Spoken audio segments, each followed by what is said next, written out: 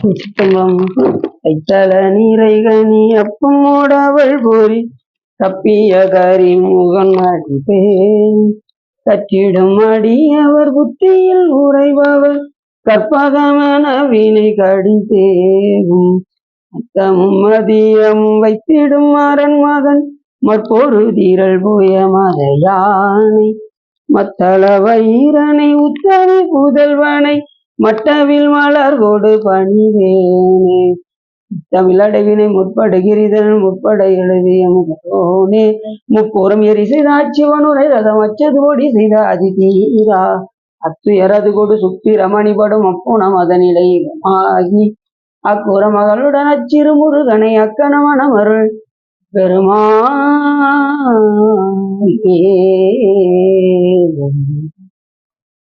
எந்தாயும் எனக்கருள் தந்தையும் நீ இந்த குலமானவை ஈத்தனையாள் கந்தா கதிவேலவனே உமையாள் மைந்தா குமரா மறைநாயகனே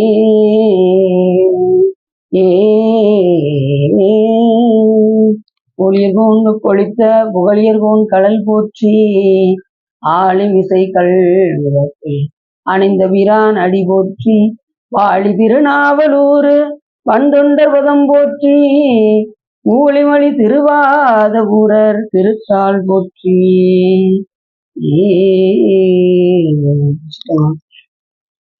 எல்லாம் வல்ல சிவகாமி என்பாளுடன் ஆகிய வள்ளல் வைத்தியநாத சுவாமியுடைய பெரும் கருணையினாலே நாம் தொடர்ந்து காஞ்சி புராணத்தில் இருந்து நவகிரகேச படலம் பற்றி பேசுவதற்கு திருவருளும் குருவர்களும் அடியாரர்களும் கூட்டியுள்ளார். அடிப்படையில் நாம் எப்பவுமே ஒரு பாடலை சிந்தித்து விட்டுதான் சொல்வோம்.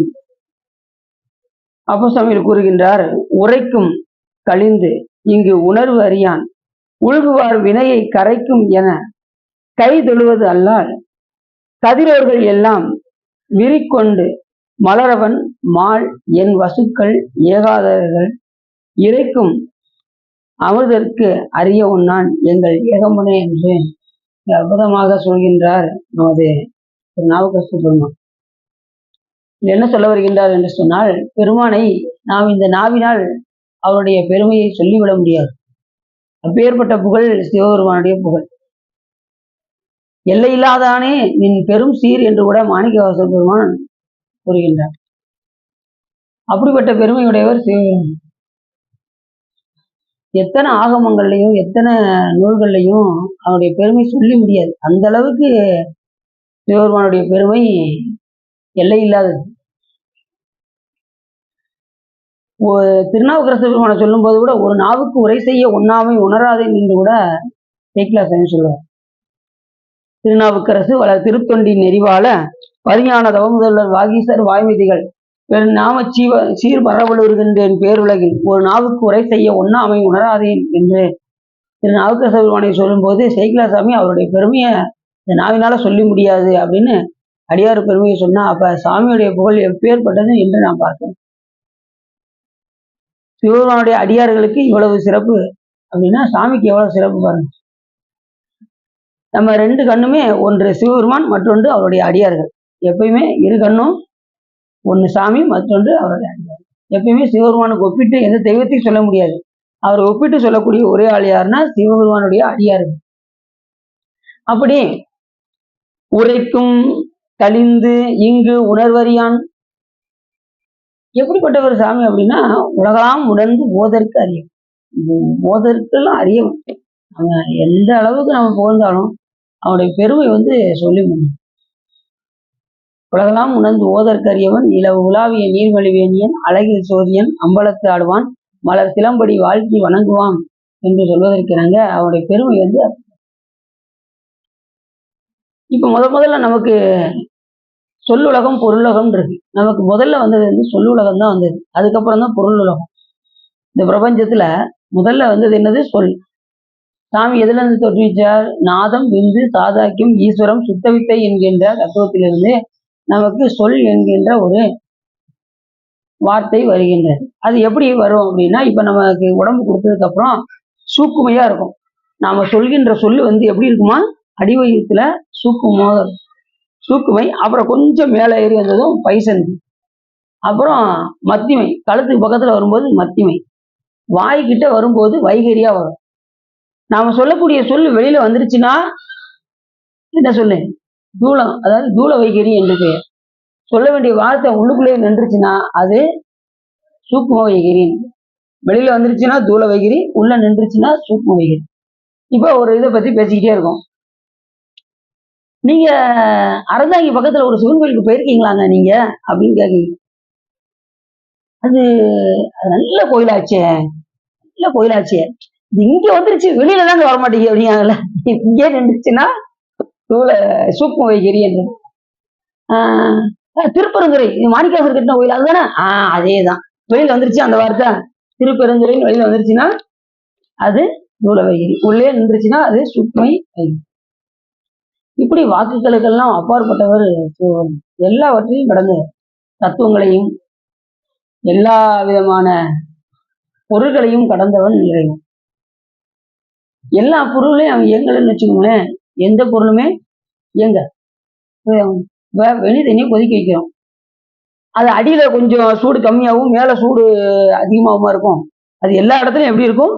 பரவி இந்த வெந்நீரானது பறந்து விரிந்து இருக்கும். அதுபோல சாமி எல்லா பொருள்களிலும் கலந்து, எந்த பொருளையும் கலக்காம இல்லவே இல்லை. ஜடப்பொருள்களில் முதற்கொண்டு இறைவன் கலந்திருக்கின்றான். இயலாதவெல்லாம் இயல்பிப்பானா எழுந்துடராயம் அடிகள் நின்றவாறு என்று அப்பசாமிகள் கூறுவதற்கிறங்க. பெருமானுடைய கருணை இப்படி எல்லா இடத்திலும் வியாபகமாக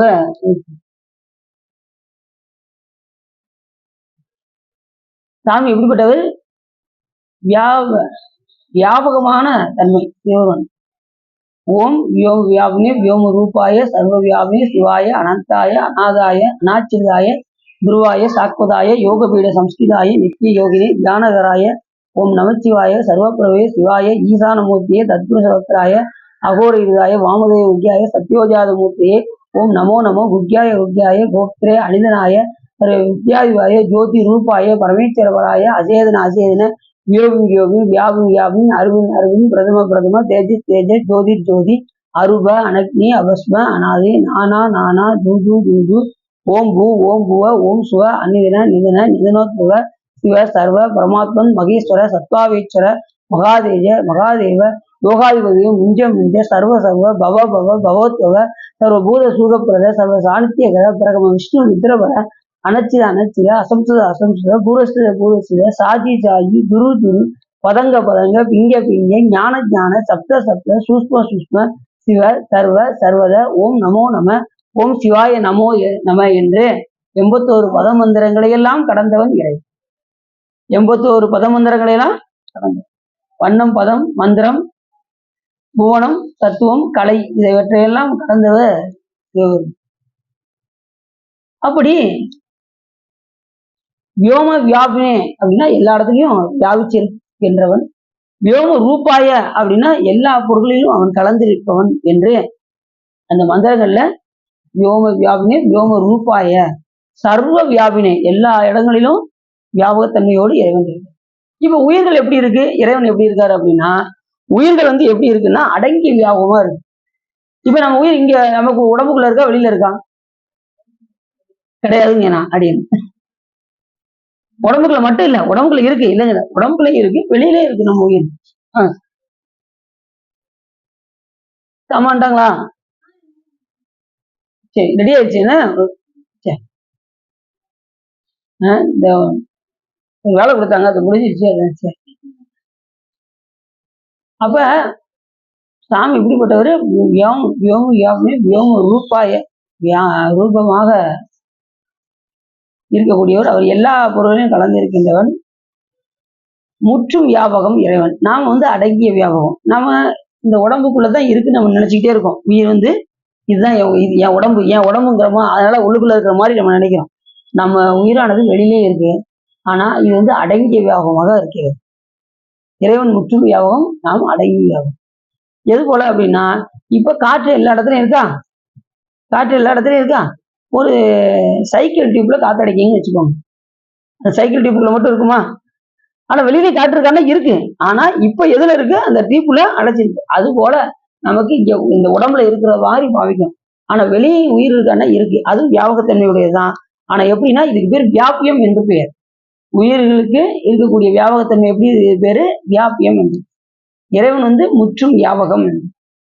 புரியுதா உங்களுக்கு? இறைவன் எல்லாவற்றிலும் கலந்தவன். நம்ம அப்படி கலக்க முடியாது. அவன் நம்ம இந்த உடம்புக்குள்ள மட்டும்தான் அடங்கி இருக்க முடியும். மிஞ்சி மிஞ்சி போனா இப்ப நம்ம மனம் எது வரைக்கும் செல்லுதுன்னு பாருங்க. இப்போ ஒரு அமெரிக்கா வரைக்கும் செல்லுமா நம்மளுடைய மனம்? அது வரைக்கும் நம்மளுடைய உயிரானது வியாபகத்தன்மை இருக்கும். திடீர்னு மலேசியா நினைக்கிறீங்கன்னு வச்சுக்கோங்க, மலேசியா வரைக்கும் வியாபகத்தன்மை போகும். உங்க மனசுக்கு எந்த அளவுக்கு நீங்க எட்டாவது அளவுக்கு வரைக்கும் நீங்க போறீங்களோ அது வரைக்கும் உங்களுடைய வியாபகத்தன்மை இருக்கும். அதுக்கு மேல உங்களால செயல்பட முடியாது.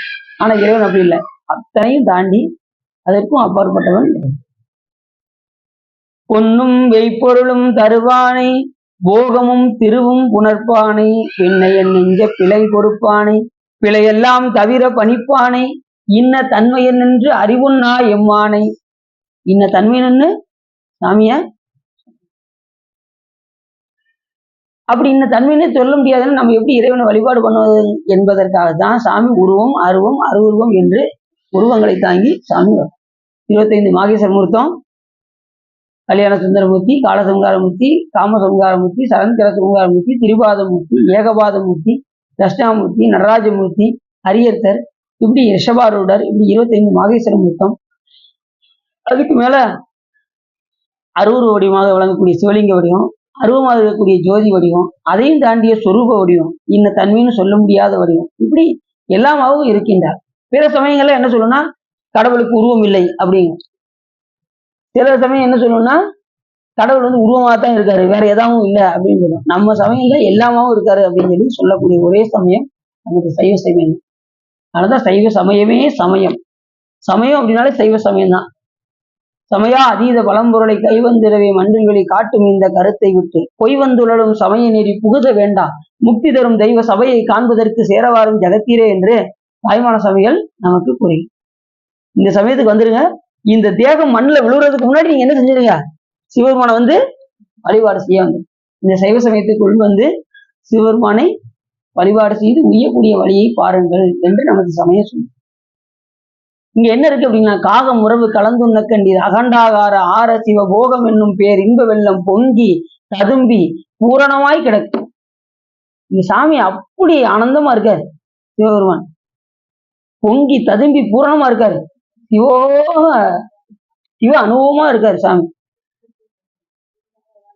காகம் உறவு கலந்துண்ண கண்டீர் அகண்டார ஆர சிவ சிவபோகமெனும் பேர் இன்ப வெள்ளம் பொங்கி ததும்பி பூரணமாய் எக உருவாய் கிடக்குதையோ இன்பொற்றிடனா இனி எடுத்த தேகம் விழும் புசிப்பதற்கு சேரவாரும் ஜகத்தீரே.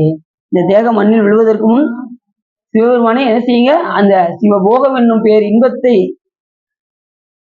அதை அனுபவிப்பதற்கு இங்கே வாருங்கள் என்று தாய்மான சுவாமிகள் நம்மை அழைக்கின்றோம். இன்பம் இருந்தாலும் நாம என்ன செய்வோம் தெரியுமா? நம்ம துன்பத்தை நோக்கி தான் ஓடுவோம். சாமி இன்பமே வடிவானவர், இவரை நோக்க நம்ம என்ன கிடைக்கும்? இன்பம் கிடைக்கும். ஆனால் நம்ம என்ன செய்வோம்? நம்ம வேணா இங்கிட்டு தான் போக பார்க்கும். சாமி என்ன செய்வாரு? ரெடியா வலைய விதிச்சு வச்சிருப்பாரு. இது அதுவா மாட்டிக்கிடும்.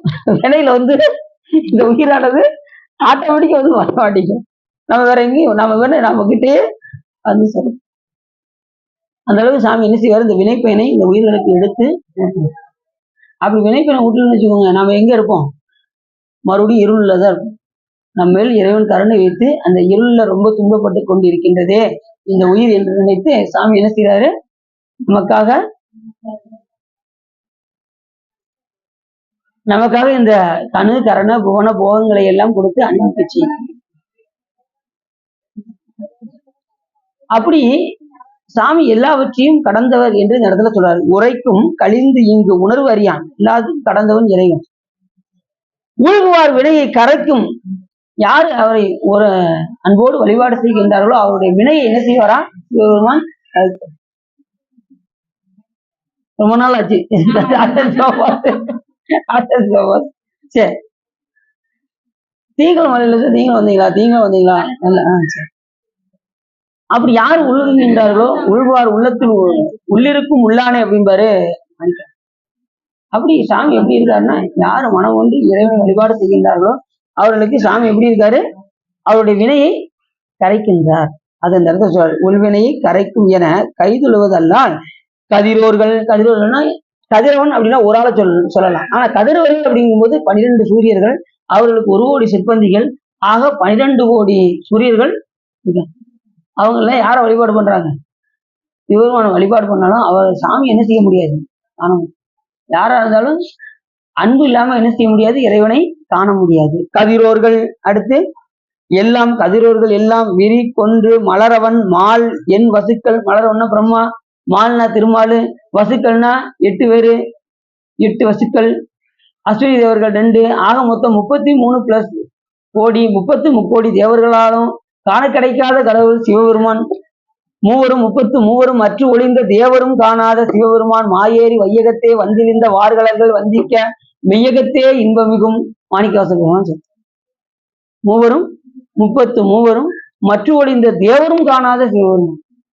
சும்மா சாதாரணமா சிவபெருமான் வந்துட முடியுமா? கடுந்தவம் புரிஞ்சாலும் சாமியை பார்க்க முடியாது. அன்பு இல்லாம சாமிய 8000 ஆண்டு யோகம் இருப்பினும் கண்ணால் அமுதினை கண்டறிவார் இல்லை. உன்னாடியிலே ஒளியுற நோக்கினால் அவன் கண்ணாடி போல கலந்திருந்தான். அன்பு என்ற விதையை ஊன்றினால் கண்ணாடியில் எப்படி நம்ம பிம்பம் அப்படியே தெரியுதோ அது போல சாமி நம்மளோட இந்த கண்ணாடி போல நம்மளிடம் கலந்திருப்பான் என்ற உணர்வு நமக்கு அப்பதான். எத்தனை ஆண்டு யோகம் இருந்தாலும் சரி சாமி உடனே எல்லாம் என்ன செய்ய முடியாது. அவன் அருள் இல்லாம அதான் அவன் அருளே கண்ணாக காணி நல்லார். அவர் பார்த்து காட்டணும் நமக்கு, இல்லைன்னா நம்ம பார்க்க முடியாது. அது என்ன கண்ணை வச்சு பார்க்க முடியும்னா இந்த கண்ணை வச்சு பார்க்க முடியாது. ரொம்ப தொலைவில் உள்ளது என்ன ஸ்டெலஸ்கோப் வச்சு பார்ப்போமா? பார்க்கலாமா? அதுவே ஒரு அளவுக்கு தான் தெரியும், அதுக்கு மேல தெரியாது. ஆனா இறைவனை காணக்கூடிய ஒரு கருவி இருக்கு. அது என்ன கருவி அப்படின்னா ஞானக்கண் என்கின்ற ஒரு கருவி இருக்கு. இந்த கண் ஊனக்கண், அந்த கண் ஞானக்கண். அவன் அருளே அதுவும் அவர் பார்த்து கொடுக்கணும், நம்ம கண்ணக்கெல்லாம் கொண்டு பார்க்க முடியாது. ஊனக்கண் பாசம் உணராப்பதியை ஞானக்கண்ணில் சிந்தை நாடி உராத்துணை தேர்த்தி என பாசம் ஒருவ தன்னிலாம் பதிவிதி என்னும் அஞ்சலுக்கு என்று நமது சிவஞான போத சூத்திரம் நமக்கு சொல்லும். அப்படி அந்த ஞானக்கண்ணை கொண்டு அவனை நாம் நாட வேண்டும். அத இவங்க எல்லாம் போய் வழிபாடு செஞ்சாலும் இறைவன் நினைச்ச முடியாது. கதிரோர்கள் மற்றும் எல்லாம் விரிகொன் மலரவன் மால் என் வசுக்கள் ஏகாதரர்கள் அப்படின்னா அந்த அஸ்வினி தேவர்கள் மற்றும் இறைக்கும் அமிர்தருக்கு அறிய ஒன்னான் யாரும் காண கிடைக்காத கடவுள் சிவபெருமான். அப்படிப்பட்ட எங்கள் பெருமான் கட்சி ஏகம்பத்திலே விளங்கி தோன்றுகின்றான். அவனை நாம் அன்போடு வழிபாடு செய்தால் நம்முடைய வினையை கரைக்கக்கூடிய ஆற்றல் சிவபெருமான் ஒருவருக்கே உண்டு என்று இந்த பாடலில் யார் தெரிவிக்கின்றார்? அப்பர் சுவாமிகள் நமக்கு தெரியும். இப்ப நம்ம கதைக்குள்ள போயிட போறோம். கதைக்குள்ள போயிடலாமா? என்ன சொல்ல வராங்க? நவகிரகேச படம். நவகிரகனாலே நிறைய பேருக்கு என்ன வரும்னா ஒரு பயம் வரும், ஏதாவது பண்ணிடுவாங்க அப்படின்னு. என்ன ஆகும்? நவகிரகம்னா முதல்ல அதுக்கு போய் ஒரு அச்சனையை ஓட்டுறதுக்கு அப்படின்னு என்ன செய்யறாங்க? பயப்பட வேண்டாம். நீங்க உண்மையான அடியாரா இருந்தா எந்த கோளு நாளும் உங்களை என்ன செய்யாது, ஒன்றும் செய்யும். வேயுறு தோழி பங்கன் விடமுண்ட கண்டன் மிக நல்ல வீரை தடவி மாசரு திங்கள் கங்கை முடிமேல் அணிந்து என் உளமே புகுந்த அதனால் ஞாயிறு திங்கள் செவ்வாய் புதன் வியாழன் வெள்ளி சனி பாம்பிரண்டும் உடனே. அந்த சனி பாம்பு யாரு? பரவாயில்ல, கரெக்டா சொல்றீங்களே. ராகு கேது அந்த 2 பாம்பு. ஞாயிறு திங்கள் செவ்வாய் புதன் வியாழன் சனி பாம்பு 2, ஆக மொத்தம் 9 கோள்களும் யாருக்கு நல்லது செய்யினாரு? நல்ல நல்ல அடியார் அவருக்கு மிகவே. நல்ல அடியாருக்கு அது நல்லது செய்யும். சில பேர் வேஷம் போட்டாங்கன்னா அது நல்லது செய்ய, அதுக்குரிய பயனை அது கொடுத்தே தீரும். அப்ப நம்ம எப்படி இருக்கணும்? நல்ல அடியாராக சிவபெருமானுக்கு நல்ல நல்ல அவை நல்ல நல்ல அடியாரவர்க்கு மிகவே திசை தெய்வமான பலவும் அடியாரவர்க்கு மிகவே. எந்த அடியாருக்கு? நல்ல அடியாரவர்க்கு மிகவே. எல்லா தெய்வமும் நமக்கு நன்மை செய்யணுமா? நம்ம உண்மையாக இருக்கணும். சிவபெருமானுக்கு உண்மையா இருந்தா எல்லா தெய்வமும் நமக்கு கோலும் நாளும் நமக்கு நல்லதே அப்படிப்பட்டவர்கள் வினையெல்லாம் வென்று என்ன செய்வாங்க, தான் ஒரு கோலும் நாளும் அடியாரை வந்து நலியாத வண்ணம் முறைசை ஆன சொல் மாலை ஓதும் அடியார்கள் வானில அரசாழ்வர் ஆணை நமதே அப்படிங்கிறாரு ஞானசம்பந்தர். ஆணையிட்டு சொல்றாரு, இது சத்தியம் அப்படிங்கிறாரு. தான் ஒரு கோலும் நாளும் வந்து அடியாரை வந்து நலியாத வண்ணம் முறைசை அவங்களுக்கு கட்டையிடுறாரு.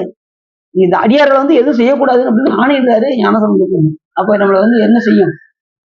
ஆனா உண்மையான அடியாரா இருக்கும். அதுதான் ரொம்ப முக்கியம். அதுக்கு வந்து நம்ம தயார்படுத்தணும். சிவபெருமான்கிட்ட மனம் ஒன்று வழி நாம் தயார்.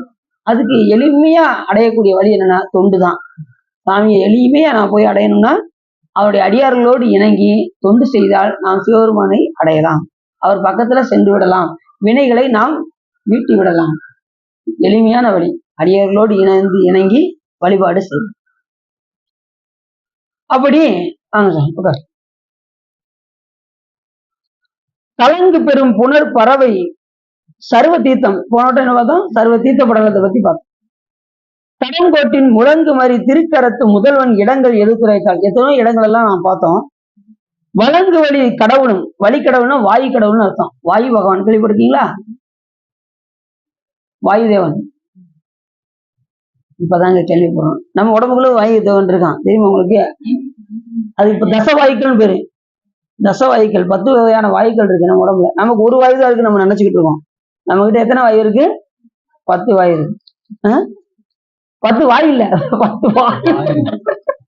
10 வாயுக்கள் இருக்கு.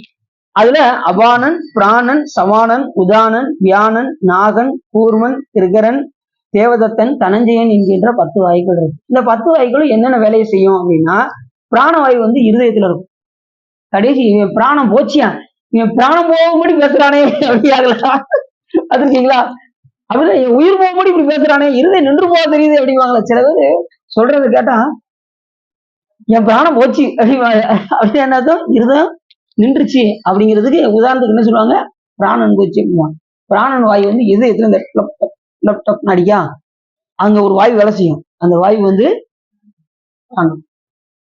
அபானன் குத்தம், குதத்துல ஒரு வாயு செலுத்தும்.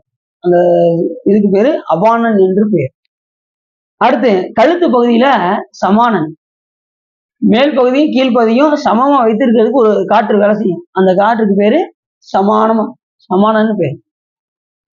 அடுத்து நாபி, நாபி இருப்பாங்க. நாபி பக்கத்துல நீங்க வாயை மூடி திறக்கிறீங்க பாத்தீங்களா, இந்த இடத்துல ஒரு வாயு வருது, அதுக்கு பேர் வந்து உதானன் என்று பேர்.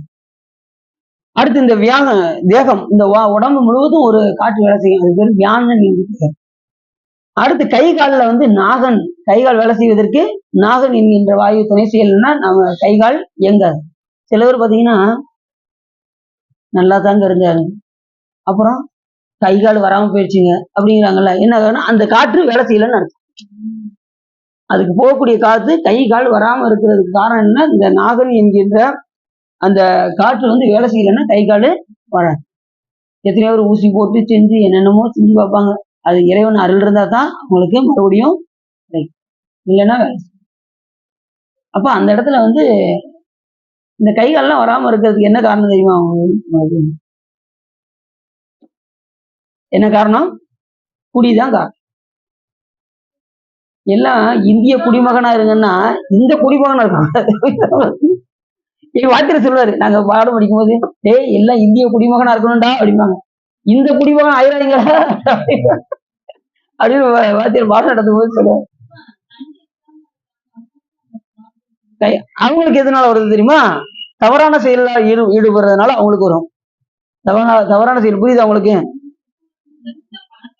நமக்கு தெரியாதுதான், நமக்கு தெரியாது, இறைவனுக்கு தான் தெரியும். நம்ம நினைப்போம் நமக்கு தெரியாது, இறைவனுக்கு தான் தெரியும். அப்படி ஏதாவது செயல்கள் ஈடுபடாமல் அது வராது. ரெண்டாவது வினைப்பயன் காரணமும் இருக்கும். முற்பிறவியில் செய்த வினை காரணமாகவும் கைகால் வராம போறதுக்கும் வாய்ப்பு இருக்கு. ஏன்னா அந்த நேரத்துல அந்த வாயு வேலை செய்யாது கைகால்ல. சிலருக்கு பார்த்தீங்கன்னா பேச முடியாது, பார்த்துருக்கீங்களா? அதுக்கு அந்த வாயு நாபி உதாரணம். பேச முடியாம இருக்கு பாருங்க. பிறவி ஊமையா இருப்பாங்க சில பேர், பிறவிலே ஊமை, அப்புறம் ஒரு 5 வயசு கழிச்சு பேச ஆரம்பிப்பாங்க. அப்ப அந்த வாயு வந்து செலுத்த ஆரம்பிச்சு. அடுத்து கூர்மன், தொடு உணர்வு, தொட்டா உணர்ச்சி வருது இல்ல நமக்கு, தொடு உணர்வு, அதுக்கு என்ன வாயு வேலை செய்யணும்? கூர்மன் என்கின்ற வாயு வேலை செய்யும். சில பேர் பார்த்தீங்கன்னா அந்த அந்த வாயு எப்போ அவங்களுக்கு வேலை செய்யாது அப்படின்னா, சிலவர் ஏதோ சிந்தனையில இருப்பாங்க. பக்கத்துல ஒரு அடிச்சா கூட அவனுக்கு என்ன செய்யாது, அந்த உணர்வே தெரியாது. ஏதோ ஒரு சிந்தனையில இருப்பாங்க. உனக்கு இத்தனை அடி அடிக்க உனக்கு ஒண்ணுமே கேட்கலையா, உனக்கு தெரியலையா அப்படிம்பாங்க பாத்தீங்களா. என்னது நீ அடிச்சியாக்கும் அப்படி. அப்ப என்ன ஆகுது, மனம் வந்து வேற எதுக்கும் போயிடுச்சு. வேற எதுக்கும் போயிடுச்சுன்னா நமக்கு உணர்ச்சி இருக்காது. உணர்வு வந்ததுக்கு அப்புறம் அவன் தொட்டா நமக்கு என்ன வரும், ஓ எதுக்கு போய் என்னை அடிச்ச அப்படின்னு சொல்லி நம்ம கேட்போம். உணர்ச்சி இல்லைன்னா நம்ம அந்த இதுல ஈடுபட மாட்டோம். இப்ப உதாரணத்துக்கு வேற ஒண்ணும் வேண்டாம். பஸ் ஸ்டாண்ட்ல நம்ம போய் இப்படி கையை கட்டிக்கிட்டு நம்ம போற ஊருக்கு மதுரைன்னு வச்சுக்கோங்க. மதுரைங்கிற ஊரை பார்த்துக்கிட்டு இப்படி நின்றுட்டே இருப்போம். 2 பஸ் பார்ப்போம். 3வது பஸ்ல உங்க சிந்தனை எங்க போயிடும், இந்த பிள்ளைய காலகாலத்துல கட்டி கொடுத்தா ரொம்ப நல்லா இருக்கும், அதுக்கு ஒரு பையன் வந்தா ரொம்ப நல்லா இருக்கும், இப்படி நான் சிந்திச்சுட்டு இருப்பீங்க. உங்க பஸ் முன்னாடி தான் நிக்கும். ஆனா பஸ் போயிடும். போனதுக்கு அப்புறம் பக்கத்துல சொல்லுவாங்க, ரொம்ப ரொம்ப நேரம் நிக்க, மதுரை பஸ் போச்சா போலையா, நீங்க ஒண்ணு இப்பதானே போச்சு அந்த பஸ். உங்க என்ன எங்க போயிடும், வெளியில போயிடுச்சுன்னா உங்க சிந்தனை எங்க போயிடுச்சு, வெளியில. மனம் வந்து ஒன்றுனா தான் எதுவுமே செயல்படும். மனம் ஒன்றுனா எதுவுமே செயல்படாது. புரியுதா உங்களுக்கு. இப்ப மனம் வந்து ஒத்துழைக்கணும். அப்ப அந்த நேரத்துல செய்யக்கூடிய வாய்வு தான் தொடு உணர்வுக்கு வந்து கூர்மன் என்கின்ற வாயு. அடுத்து முகத்துல கிருகிரன் பேசு, முகருக்கு வந்து அதுல கிருகிரன்கிற வாயு வந்து வேலை செய்யும். எப்படி கேட்கீங்களா, முகத்துல எப்படி வேலை செய்யும். இப்ப பருவம் வந்துச்சுன்னா என்ன செய்யறோம், போடுறோமா. அப்ப அந்த நேரத்துல ஒரு செய்யக்கூடிய வாயு வந்து கிருகிரன் என்று பெயர். வேர்த்தல், வேர்க்கும் பாருங்க. வேர்த்தலுக்கு தான் தேவதத்தன் என்ற வாயு வந்து வேர்க்கும் பொழுது அதுல ஒரு வாயுக்கள் உண்டாகும். அது வந்து தேவதத்தன் பேர். கடைசி உயிர் போகிற நிலை வரும்போது அதுக்குதான் தனஞ்சயன் என்கின்ற வாயு கடைசி வரைக்கும் இருக்கும். இறந்த பிறகும் இருக்கும்.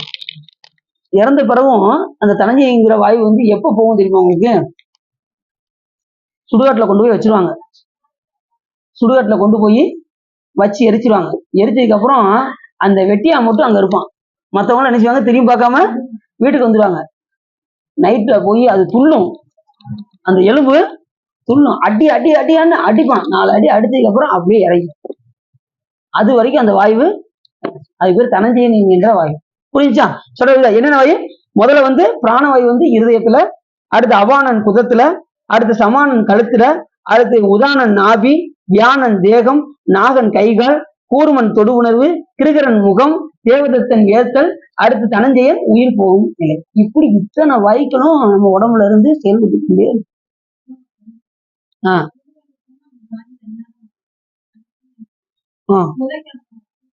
புதைச்சாலும் அது உள்ள கொஞ்ச நேரத்துல உயிர் டப்பு டப்பு டப்பு டப்புன்னு அடிக்கும். அந்நேரம் யாரும் இருக்க மாட்டாங்க.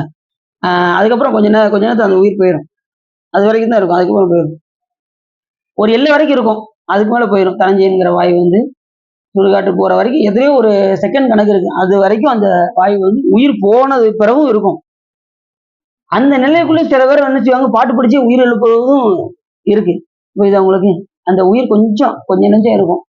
அந்த நேரத்துல தான் ஞானசம்பந்த பெருமான் பதிகம் படிச்சு இறந்த உயிரை உயிர் சேர் பாத்தீங்களா. ஆனா ஞானசம்பந்தம் எல்லாமே செய்வாரு.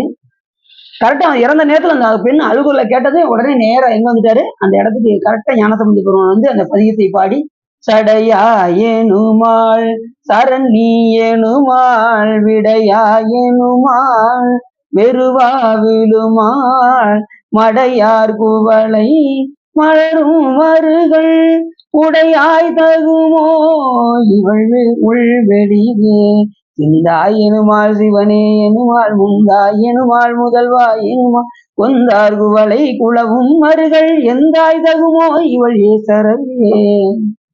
பெருமனே பெருமனே ஞானசம்பந்தர் சொன்னாரு, சாமி இந்த பெண்ணு வந்து முந்தாய்ங்கிறா, முதல்வாங்கிறா, சிந்தாய்ங்கிறா, சிவனேங்கிறா, வேற அழுகுறல் உனக்கு கேட்கவில்லையா பெருமானே, உயிருடைய இயக்கத்தை நீ தீர்க்க வேண்டாமா அப்படின்னு சொன்னதுமே அடுத்த நிமிஷமே உறங்கினது போல இருந்துச்சு பையன். சிறப்பு.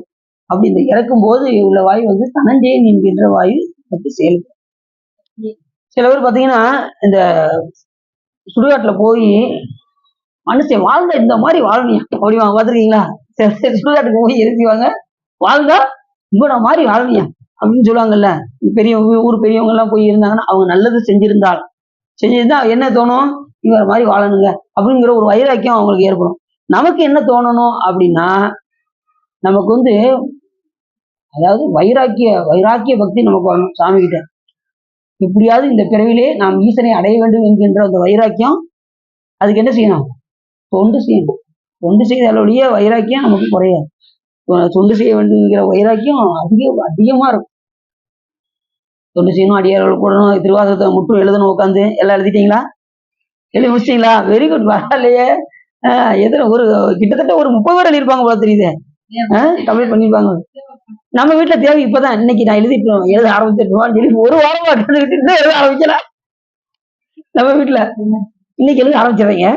இன்னைக்கு எழுத ஆரம்பிச்சிட இன்னைக்கு நைட்டு எதை கேட்டு உட்காந்து எழுத சொல்லணும். சரி பார்ப்போம். இன்னும் 1.5 மாசம் தான் இருக்கு, முடிய போகுது. தீபாவளிக்குள்ள முடிஞ்சிடும் புராணம். தீபாவளிக்கு முடிஞ்சு.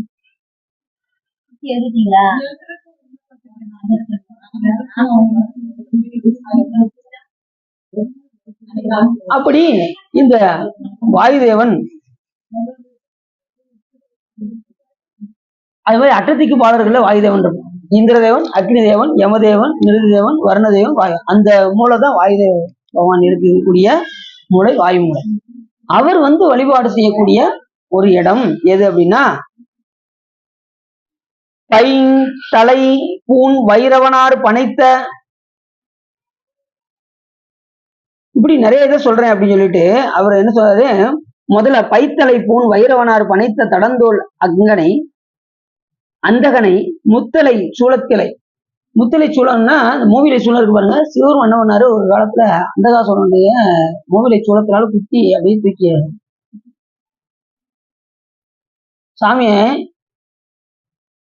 சாமி அம்பாலும் உபதேசம் பண்ணிட்டு இருந்தாரு. திடீர்னு அம்பாள் சொன்னாங்க, விளையாட்டா போய் சாமியோட கண்ணை போய் அப்படி மூடிட்டாங்க. அப்படி மூணது உலகம் ஒரு செகண்ட்ல இருண்டுருச்சு. உடனே அதுக்கு சாமி சபித்து பூலகத்துக்கு அனுப்பினார். அந்த நேரத்துல அம்பாளுடைய வேர்வில இருந்து தோன்றவன் தான் அந்தகாசுரன். அதுக்கப்புறம் அவருடைய அசுரனிடம் கொடுத்து வளர்க்க சொன்னார்கள். அவன் ரொம்ப கொடூரனம் ஆயிட்டான் அந்தகாசுரன். ஆனா சிவபூஜை பண்ணுவான். அந்தகாசுரன் என்ன பண்ணுவான்? சிவபூஜை செய்யறவங்க என்ன செய்யக்கூடாது? மற்றவர்களுக்கு துன்பம் இழைக்கக்கூடாது. ஆனா தேவர்களையும் மிகவும் துன்புறுத்தினான். திருமால் போன்றவர்கள் எல்லாம் சண்டை போட்டாங்க. அவருடைய தலையை வெட்டி வெட்டி எரிந்தார் திருமால். எரிந்ததும் அதனுடைய இது அவனுடைய ரத்தம் விழுகாம இருக்கிறதுக்கு சப்த கன்னிகள் இருக்காங்க பாருங்க. அவங்க அதை எடுத்து எடுத்து குடிப்பாங்க. சப்த கன்னிகள் நீங்க கோயில் எல்லாம் பார்த்துருக்கீங்களா? அவருக்கு ரத்தம் கீழே விழாதான், விழ முடியும். அவங்க சப்த கன்னிகளை விட்டு, ஏன்னா ரத்தம் வந்துருச்சுன்னா ஏதாவது தேவர்களுக்கு துன்பம் வருமோன்னு சொல்லி திருமால் என்ன பண்ணுவாரான், சப்த கன்னிகளே அனுப்புவாரான். அவன் தலையை வெட்ட வெட்ட அவன் வந்துகிட்டே இருக்கும் அந்தகாசுரன்.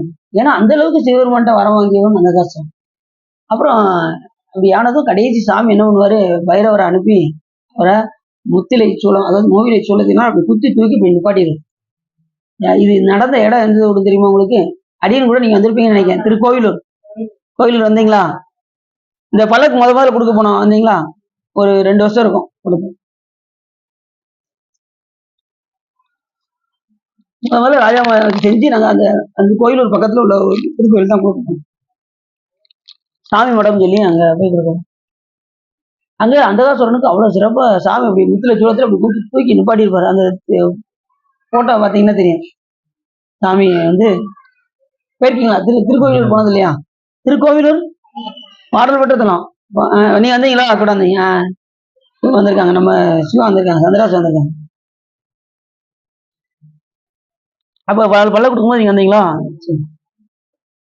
அதுக்கப்புறம் தான் நிறைய பேர் இங்க வழக்கு வந்திருக்காங்க. என்ன சரி அப்படிப்பட்ட ஒரு தலம் அந்த அந்தகாசுரனை வதைத்த தலம் அந்த தலம். 2வது அடுத்த நிமிஷமே என்ன பண்ணாராம், அவனை குத்தி தூக்கி நிப்பாட்டினதும் ரொம்ப கத்துனான். அதுக்கப்புறம் அடுத்த நிமிஷம் அவன் செய்த சிவபூஜைக்கு சிவபெருமான் மோட்சத்தை கொடுத்தான். அப்ப இதுல இருந்து நமக்கு என்ன தெரியுதுன்னா, நன்மை செய்தால் நன்மை உண்டு, தீமை செய்தால் தீமையும் உண்டு என்பதை நம்ம மறந்துடக்கூடாது. அப்ப நம்ம என்ன செய்யக்கூடாது? பாவம் செய்யாதீரு மனமே, நாளை கோபம் கொண்டே யமன் கொண்டோடிடுவானே, பாவம் செய்யாதீரு மனமே. அப்ப இங்க வந்தா என்ன செய்யக்கூடாது? பாவம் செஞ்சா யார் வருவா? யமன் வருவார். அதுவும் அடியார் வடம் போட்டு செஞ்சா சிவபெருமானே வருவார். இது அவங்களுக்கு தண்டிக்க யார் வருவா? சாமியே.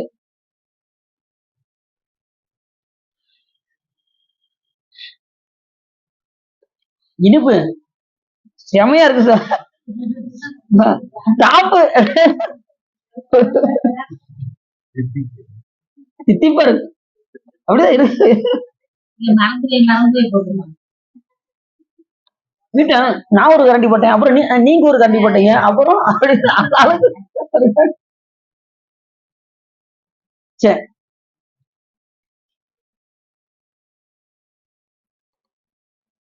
அப்படி பணத்தை தடந்தோற அந்தகனை முத்திலை சூழத்தனை நின்று அடித்த ஞான்று முழங்கழல்வாய் அத்தகைத்தின் சூழத்தால் அகழ்ந்த சூழ தடந்தீர்த்தம். உடனே சாமி அங்க ஒரு தீர்த்தத்தை உருவாக்கி, அந்த தீர்த்தம் தான் சூழ தீர்த்தம் என்று பெயர். சூழத்தினால் புத்தி நிறுவியதனால் அந்த தீர்த்தத்துக்கு சூழ தீர்த்தம். ஞானம் தடந்தீர்த்தம் இத்தரைக்கன் சிறப்பெய்தும் உலாவில் அந்நீர் ஈந்தாடி. அந்த தீர்த்தம் ரொம்ப சிறப்புடையது. காஞ்சிபுரத்திலே அந்த தீர்த்தம் வந்து மிக முக்கியமாக விளங்கக்கூடியது.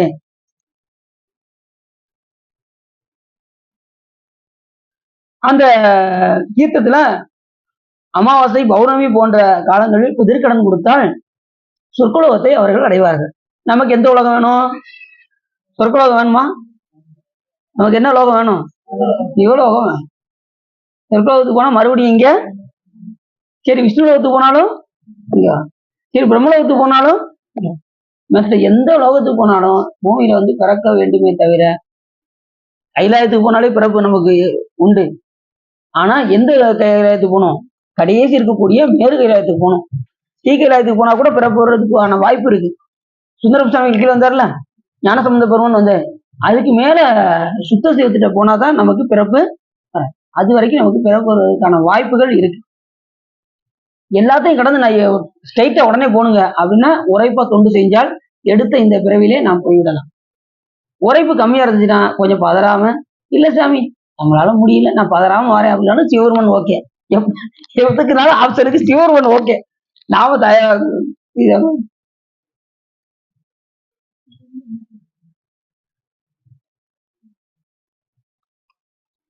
அப்படி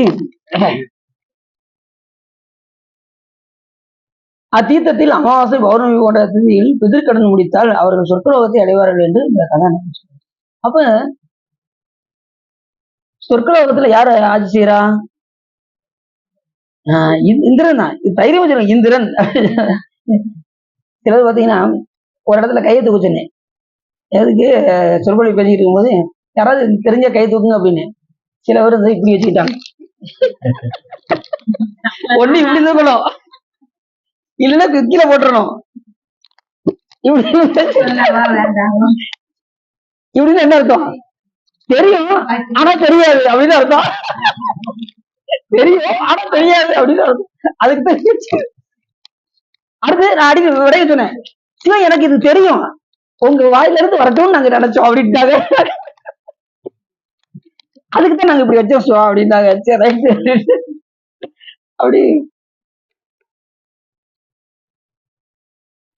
அந்நீர் இனிதாடி தென்புலத்தோர் கடன் செலுத்தின அன்னையர் துறக்கம் சென்று இறங்கி இன்பூர்வார் அதன் கரைக்கு லிங்கம் அமைத்து உடனே என்ன பண்ணாராம், அந்த செல்வத்துக்கெல்லாம் அதிபதியாக விளங்கக்கூடிய அந்த தீர்த்தத்தின் கரையில் ஒரு லிங்கம் அமைத்து வாயுதேவன் வந்து எங்க வழிபட்டாராம்? இங்க வந்தாராம். எங்க இந்த சூழ தீர்த்தத்துக்கு வந்து அங்கே ஒரு சிவலிங்கத்தை ஸ்தாபனம் செய்தார். யாரு? வாயு பகவான். முதல்ல வாயு வச்சுனேன்ல, அந்த வாயு பகவான் இங்கதான் வந்து என்ன செய்தாரு? அந்த தீர்த்தத்துக்கு பக்கத்துல ஒரு சிவலிங்கத்தை ஸ்தாபனம் செய்து சிவபெருமானை வழிபாடு செய்தார். எப்படி வழிபாடு செய்தார் அப்படின்னா, லிங்கம் அமைத்து மறுத்து இறைவன் மென் பனிநீர் செவ்வந்தி வேரி செழும்பூ பழகுண்டு. என்னென்ன மலர் வச்சு வழிபாடு பண்ணாரா? செவ்வந்தி. கடையில பாத்துக்கீங்களா செவ்வந்தி எப்படி இருக்கும்? சிவா நாங்க டெய்லி அதை வாங்கி தான் கட்டிக்கிட்டு இருக்கோம், நீங்க எங்ககிட்டே சொல்றீங்களா அப்படின்னு. சிவா செவ்வந்தி வந்து சிறப்பு சாமிக்கு. செவ்வந்தி, செவ்வரளி, இந்த சிவப்பான மலர்கள்லாம் சிவருமனுக்கு ரொம்ப ரொம்ப ரொம்ப ரொம்ப ரொம்ப பிடிக்கும். யாருக்கு சிவப்பு ரொம்ப பிடிக்கும்? எல்லாருக்குமே பிடிக்கும். எனக்கு ஒரு செவத்த பொண்ணா கொஞ்சம் பாருங்க அப்படியா? உலகத்துல என்ன சொல்றாங்க? இல்ல சிவப்பு வந்து எல்லாரையுமே கவரக்கூடியது. அதனாலதான் சாமி செம்பொருள்னு பேரு. புரியுது உங்களுக்கு? செம்பொருள் அது எதுக்காக வச்சிருக்காங்கன்னா அதை தொட்டா சாக்கடிக்கும். அதுக்கு ஏன்னா இது அழகான பொருளுக்குமே பின்னாடி ஆபத்து இருக்குன்னு அர்த்தம். புரியுது அவங்களுக்கு? ரோஜா அழகா தான் இருக்கு, பக்கத்துல போனா முள்ளு குட்டுது, அது போல. புரியுது அவங்களுக்கு? அதனாலதான் அது அழகா, மின்சாரம் அழகானதான், போட்டா உடனே லைட் எரியுது, ஆனா அதுக்கு பின்னாடி அபாயம் இருக்குங்கிறதுக்கு தான் அந்த சிவப்பு கலரை அவங்க வச்சிருக்காங்க. அதே மாதிரிதான் இப்படி செவ்வந்தி மலர்கள் இறைவனுக்கு வந்து காலையில அது மாதிரி செவ்வரளி, அது மாதிரி செந்தாமரை, இதெல்லாம் சாமிக்கு ரொம்ப உகந்த மலர்கள். அந்த மலர்களை எல்லாம் வந்து ஞானசம்பந்தம் சொல்லாரு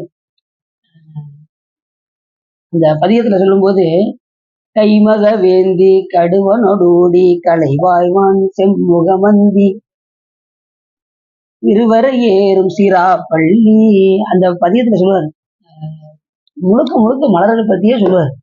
பறித்து மலர் கூட வந்து ஏத்துதும் பணிந்து நாமடியும் சிறப்பிடி தீவனை தீண்டப்பரா திருநீல கண்டம்.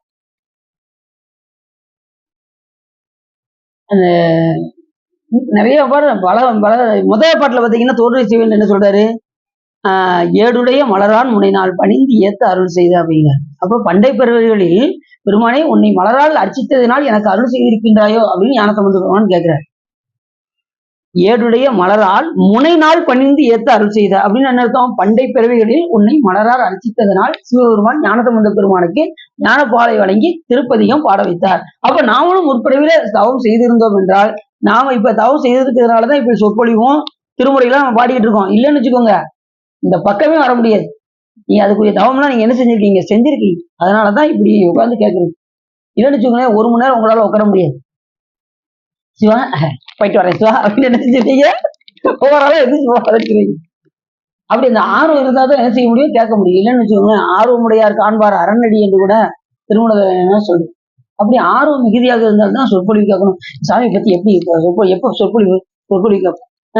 எங்க தொண்டு செய்யறாங்க அங்க போய் தொண்டு செய்யணும், எங்க திருமுறை பாடுறாங்க அங்க போய் திருமுறை பாடணும், இந்த சிந்தனையே இருக்கும். இது அல்லாதவங்களுக்கு என்ன செய்யணும்?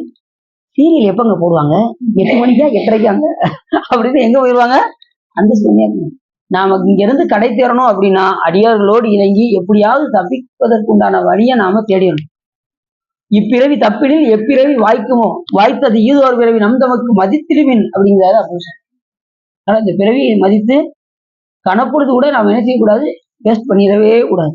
கொஞ்சம் சும்மா இருந்தோமா, எதையோ நினைக்கிறதுக்கு, யாரையோ நினைச்சு வருத்தப்படுறதுக்கு, குழந்தை எப்படி இருக்கு, பிள்ளைங்க எப்படி இருக்கு, பேரைங்க எப்படி இருக்காங்க அப்படின்லாம் கஷ்டப்படுறத நினைச்சிட்டு உட்காந்து நீங்க சிவபெருமான் நினைங்க, உங்களுக்கு ஆனந்தம் உண்டாகும்.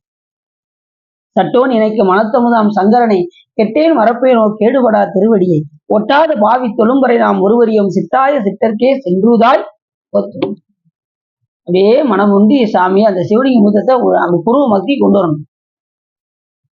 அதை நம்ம பார்க்க முடியாது, புருவ மத்திய உடனே நம்ம கொண்டு வர முடியாது. அது கொஞ்சம் கொஞ்சமா நம்ம அந்த இருக்கிற மாதிரி பாவனை பண்ணி பண்ணி பண்ணி அதுல சிவலிங்கத்தை ஸ்தாபனம் செய்து அப்படியே அர்ச்சிக்கணும் சாமி. எப்படி தியானத்துக்கே உரிய இடம் எதுனா புருவ நடுதான் தியானத்துக்குரிய இடம் என்று நமக்கு அருளாளர்கள் எல்லாம் கூறியிருக்கின்றார். சரி, அப்படி அவர் வந்து இந்த செழும்பூ மலர் கொண்டு நின்னடியே வழிபடுவான் நிமலா நினை கருத, யார் சொல்றான்? ஞானசம்பந்தம். நின்னடியே வழிபடுவான் நிமலா நினை கருத என்னடியான் உயிரை வவ்வேல் என்று அடல் கூற்றுதைத்த பொன்னடியே பரவினாலும் பூவோடு நீ சுமக்கும் நின்னடியார் இடர்களையாய் நெடுங்களம் மேயவனே. ஞானசம்பந்தம் அழகா போடுறாரு. அடியே வழிபடுவான், என் அடியான் உயிரை வவ்வேல். மார்க்கண்டேயர் சிவபெருமான வழிபாடு பண்ணிக்கிட்டு இருந்தாரு. எப்படி வழிபாடு பண்ணாராம்? மலர் கொண்டு வழிபாடு பண்ணிக்கிட்டு இருந்தாராம். அந்த நேரத்துல யார் வந்தா? யமன் வந்தாரு. ஏன் அந்த நேரத்துல யமன் வரலாமா? சிவ பூஜை பண்ற நேரத்துல யமன் வரலாமா? வரக்கூடாது. ஆனா அவருடைய டியூட்டி என்ன? அந்த 14 வயசு ஆயிடுச்சு, அவர் உயிரை கவர வந்தாரு. ஆனா இந்த நேரத்துல அவர் என்ன செஞ்சிருக்க கூடாது? வந்திருக்க கூடாது. அவர் சிவ பூஜை செய்யறாரு. ஏன் அப்படின்னா சிவசம்பந்தமாக இருக்கும்போது நம்மளுடைய காலச்சக்கரம் ஓடவே ஓடாது. நம்ம காலச்சக்கரம் அதை முடிச்சாச்சு, மத்த உலக சிந்தனைக்கு போயிட்டு வச்சுக்கோங்க, காலச்சக்கரம் ஓட ஆரம்பிச்சிடும் கடன்னு. அப்ப அந்த நேரத்துல சுவாமி என்ன செய்வாரு? எல்லா கணக்கையும் எழுத ஆரம்பிச்சிருவாரு. இப்ப உதாரணத்துக்கு நான் சொல்றேன், ஏற்கனவே உங்கள்கிட்ட சொல்லியிருப்பேன். ஒரு வீட்டுக்குள்ள உள்ள அறைக்குள்ள போறீங்க, முதல்ல ஒரு ரூம் இருக்கும், அங்க வந்து விடிலைட் எரியும். 2வது ரூமுக்கு போறீங்க, அங்க ஏதோ ஒரு தையல் ரூமோ ஏதோ ஒரு ரூம் இருக்கும். அந்த ரூம்ல ஃபேன் ஓடும், லைட் ஓடும். அதுக்கப்புறம் மெயின் ஹாலுக்கு போவீங்க, அங்க டிவி ஓடும், ஃபேன் ஓடும், லைட் ஓடும். அப்புறம் கடைசி பெட்ரூமுக்கு போவீங்க, அங்க ஃபேன் ஓடும். கடைசி கிச்சன் ரூமுக்கு போவீங்க, அங்க லைட் ஓடும். எல்லாத்துக்கும் மேல வெளியே மீட்டர் ஓடும்.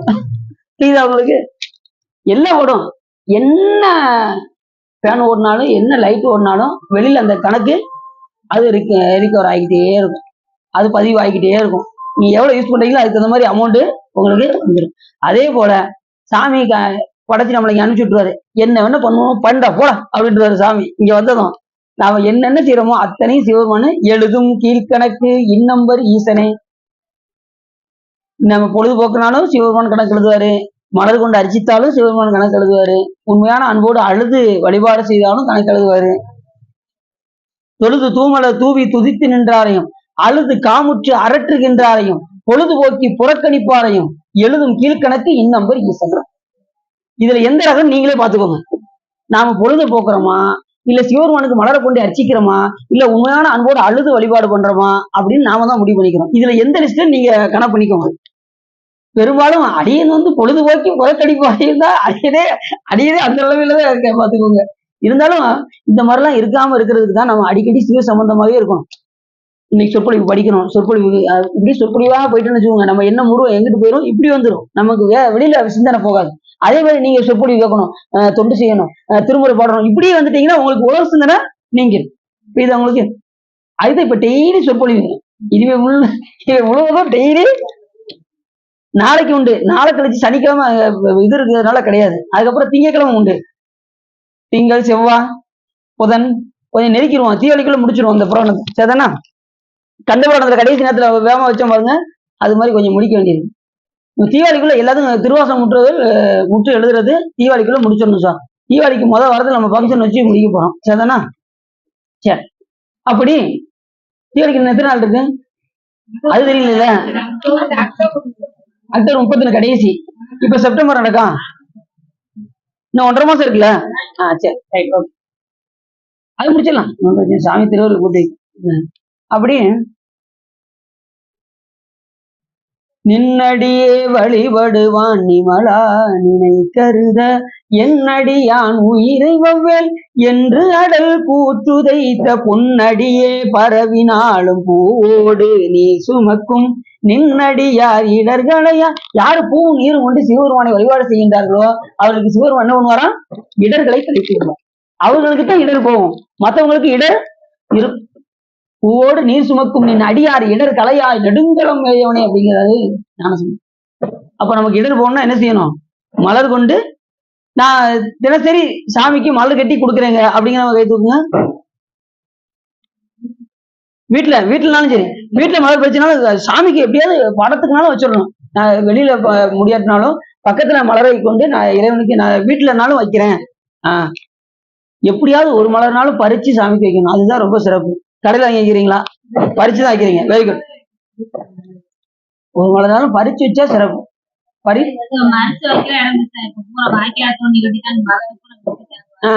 இல்ல ஒரு இலையை பறிச்சு வைங்க சாமிக்கு, இலையை பறிச்சு வைக்கலாம். இலைய அருகம்புல் வைக்கலாம். இது நீங்களாவது பரவாயில்ல, அருகம்புல் சொன்னீங்க. நான் அடின்னு ஒரு இடத்துக்கு போனேன், ஒரு ஆளு சிவபூஜை பண்ணிட்டு இருந்தாங்க. அப்படியே எனக்கு ஒரு டவுட்டா இருந்துச்சு, கருவேப்பிலை மேல தெரிஞ்சிச்சு. கருவேப்பிலையா இல்ல இது வேப்பிலையா இல்ல எந்த இலையை கொண்டு அழைச்சிக்காங்க அடிக்கு தெரியல. அப்படியே யோசிச்சுக்கிட்டே இருந்தேன், எனக்கு கேட்கவும் மனசு பயமா இருந்துச்சு. உடனே அந்த அடியாரு பூஜையை முடிச்சுட்டு வந்தாரு. ஐயா அப்படின்னு கேட்பேன், கோச்சுக்கிட மாட்டீங்களா ஐயா? இல்லைங்க சார், சும்மா சொல்லுங்க சார், என்னங்க சார் அப்படின்னாங்க. ஐயா நீங்க அச்சுத்தீங்க இல்லையா, அது என்ன இலையா? அடிக்கடி கருவேப்பிலை மாதிரியே தெரியுதியா? இப்படி எப்படி தானே அடிக்கு கருவேப்பிலை மாதிரியே தெரியுதா? ஐயா அது கருவேப்பிலை அப்படின்னு என்ன சொல்றீங்க? ஐயா எனக்கு இலை கிடைக்கலையா, நான் எனக்கு எங்கேயும் போலையா, பக்கத்துக்கு போனேன், கடைக்கு போனேன், கருவேப்பிலை வாங்கினேன், அடிச்சு முடிஞ்சு போச்சு அப்படின்ட்டாரு. எப்படி பாருங்க, அவருக்கு கிடைக்க அந்த நேரத்துல கடையில வெறும் கருவேப்பிலை வாங்கி பூசையை முடிச்சிட்டாரு. எவ்வளவு அதுதான் சிவபெருமான் பாப்பாரு, ரைட் எப்ப முடிச்சிட்டானா அப்படின்னு சாமி உடனே அக்கௌண்ட்ல 100க்கு 100 அப்படின்னு சாமி மார்க்க போட்டு. இது அவங்களுக்கு எதுனாலும் சரி நம்ம கையில எது கிடைக்குதோ அந்த நேரத்துல அதை கொண்டு நாம இறைவனையும் அச்சிருக்கோம். பக்கத்துல ஒரு இலை இருக்கா, ஏதாவது ஒரு இலை அடிச்சு சாமி யாவருக்குமாம் இறைவருக்கு எத்தனை இலை? 1000 சொன்னாரா?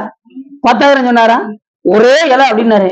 ஆனா அதுக்காக சிவா சொற்பொழிவு சொல்லியிருக்காரு, ஒரு இலைய பறிச்சு வைக்கணுமா?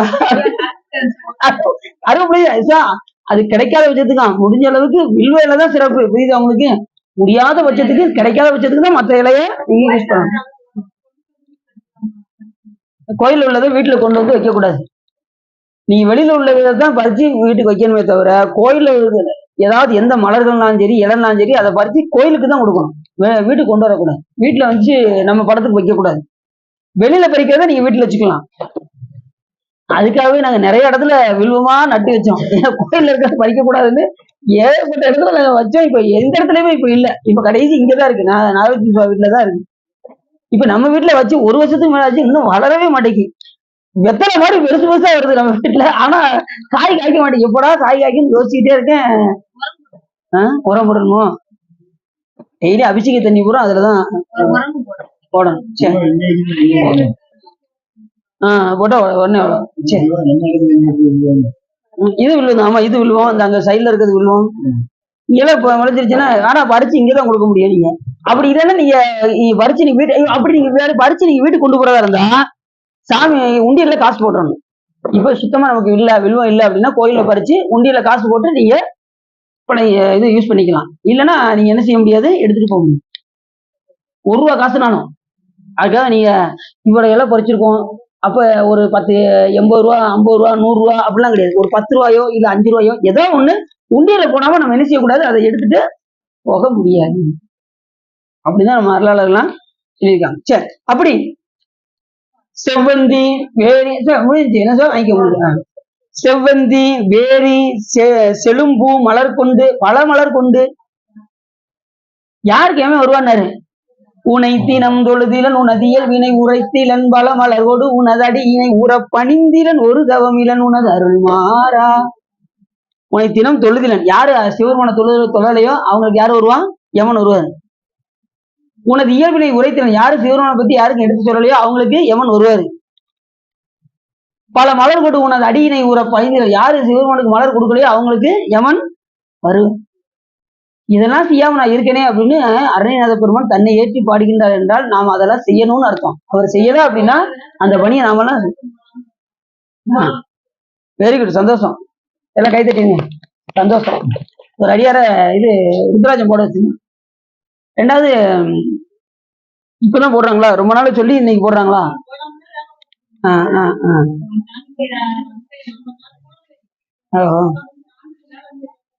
இப்படி ஒன்னோட விட்டுறக்கூடாது. நிறைய பேரை கேட்ச் பண்ணி நம்ம சைவத்துல எல்லாரும் ருத்ராஜம் ஊதி தரிக்கணும். யாருனாலும் சரி.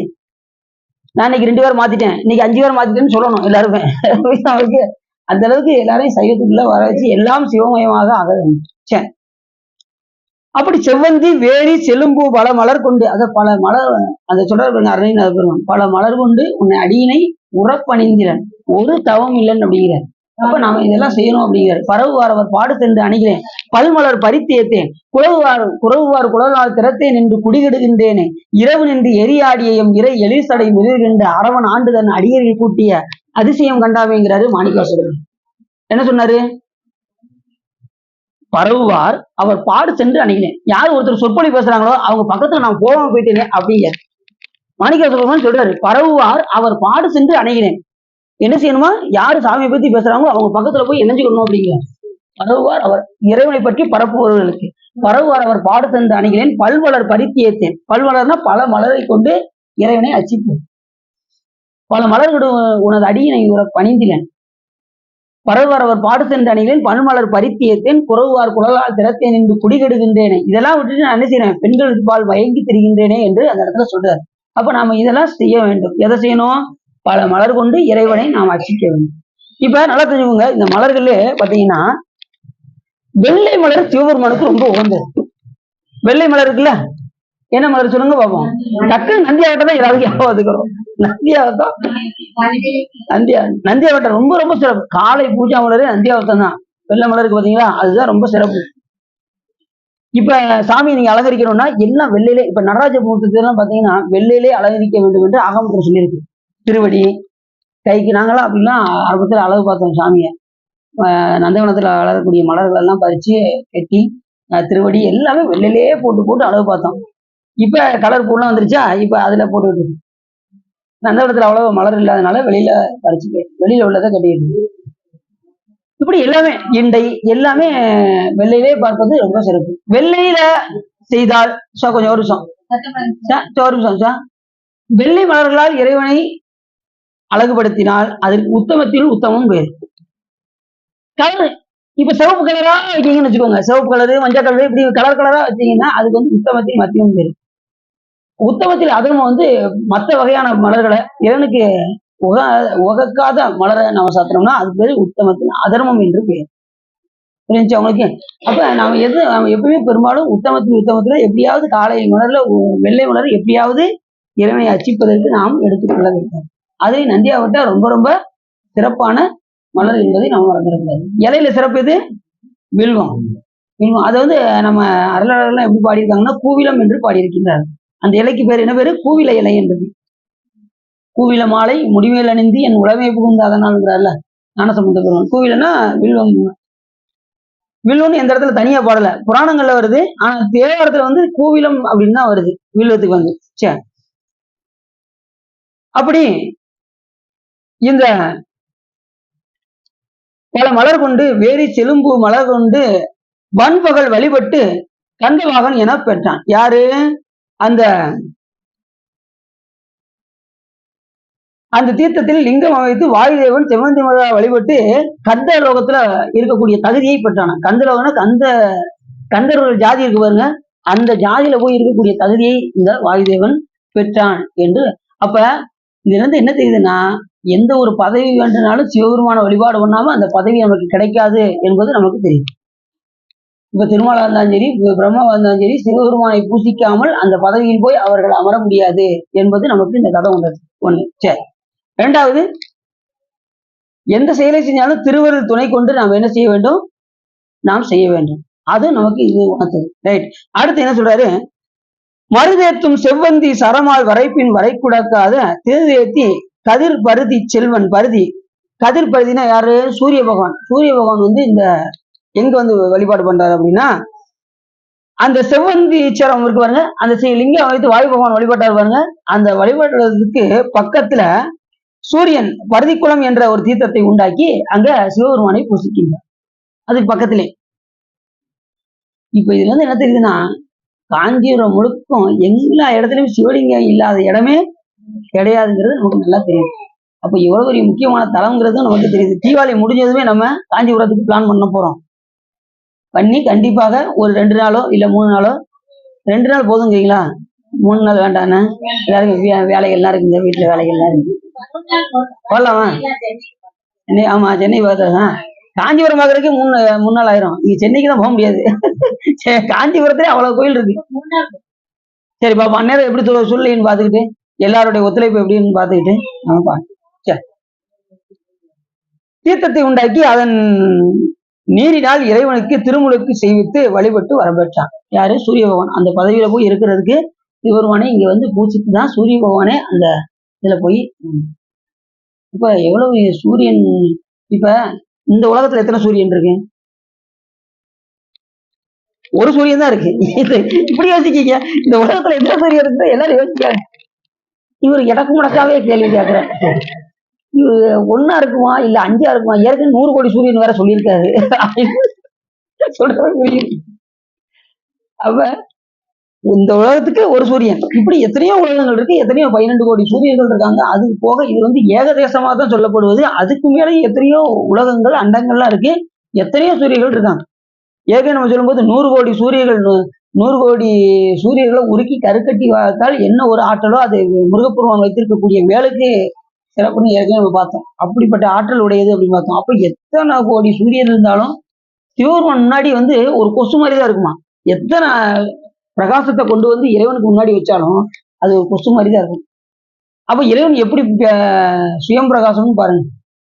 அண்ணாமலை எப்படிப்பட்டது? அண்ணாமலை ஜோதி. அங்க தேவர்கள்லாம் அங்க இருந்து கிளம்பி வந்தாங்களாம் அண்ணாமலைக்கு. எங்க இருந்து? விண்ணுலகத்துல இருந்து அண்ணாமலை அடிவாரத்துக்கு வந்தாங்களாம். அப்படி வரும்போது அந்த ஜோதி பிளம்புக்கு முன்னாடி இவங்க அணிந்திருக்கக்கூடிய மணிமுடிகள்லாம் இருக்கு பாருங்க, ஒளி மழுங்கிருச்சான். இவங்கெல்லாம் ரத்தனங்கள் பெரிய பெரிய ஆபரணங்களா சாதியிருப்பாங்க தேவர்கள்லாம். அந்த ஒளிக்கு வைரம் வைடூரியம் எத்தனையோ மணிகள் எல்லாம் அணிஞ்சிருப்பாங்கல்ல, அந்த ஒளிக்கு முன்னாடி இந்த ஒளி மழுங்கியது என்று மாணிக்கவாசக பெருமான் பாடுறார். அண்ணாமலையான் அடிக்கமலம் சென்றிரைஞ்சும் விண்ணோர் முடியின் மணித்தொகை வீரற்றார் போல் கண்ணார் இரவி கதிர் வந்து கார்கரப்ப தன்னார் ஒளி மழுங்கி தாரகைகள் தாமகள பெண்ணாகியானாய் அழியாய் பிறங்கொழி சே விண்ணாகி மண்ணாகி இத்தனையும் வேறாகி கண்ணார் அமூதமாய் நின்றான் கடல் பாடி பெண்ணே இப்பூம்புணல்வாய் ஆடலோர் எம்பாவாய். இந்த பாட்டு யாருக்கு தெரியும்? இது திருவாசகம் எங்களுக்கு தெரியாதா?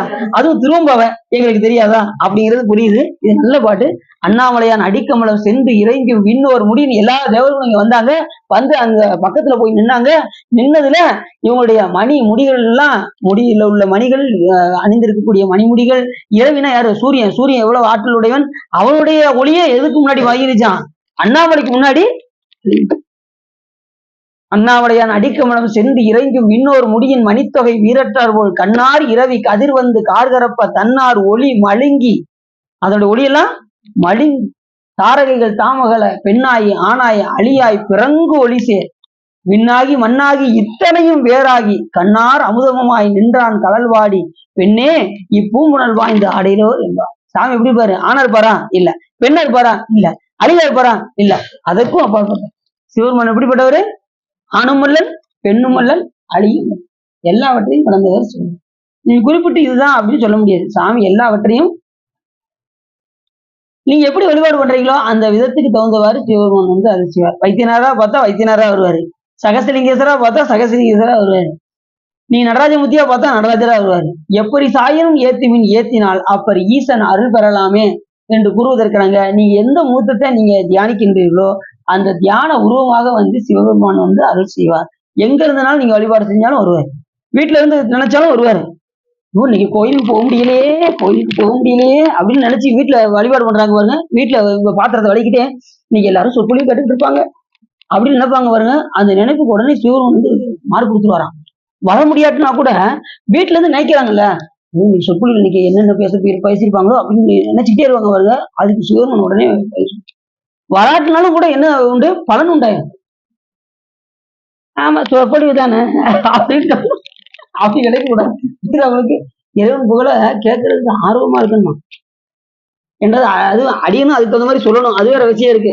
ஏன்னா நீங்க அதை தூக்கிட கூடாது. அடி நீங்க ஓட்டு கத்துக்க ஸ்டார்ட் பண்ணிட்டு நீங்க என்ன தூக்கிடக்கூடாது. அதுல பாத்தீங்கன்னா ஒருத்தர் என்ன பண்ணிருக்காரு, ஒரு பையன் போய் சொற்பொழிவு நிறைய பேர் உட்காந்துருக்காங்க. ஒருத்தர் மணிக்கணக்கா பேசி இருந்திருக்காரு. எல்லாரும் எந்திரிச்சு போயிட்டாங்களாம். ஒருத்தர் மட்டும் உட்காந்துட்டே இருந்திருக்கான். ஒருத்தர் மட்டும் வர இவ்வளவு இன்ட்ரெஸ்டா கிடைக்கிறாங்க. அவர் கூட கொஞ்ச நேரம் பேசியிருக்காரு, கூட ஒரு மணி நேரம் பேசியிருக்காரு. அவருக்கு அடக்க முடியல, இருந்திருக்கா. சரி ஒரு வழியா அவருக்கு வாய் வடிச்சு சரி நிப்பாட்டிட்டாங்க. நிப்பாட்டினதுக்கு அப்புறம், தம்பி எனக்காக இப்படி சொற்பொழி கேட்கறதுக்கு இவ்வளவு ஆர்வம் அதுக்கு போயா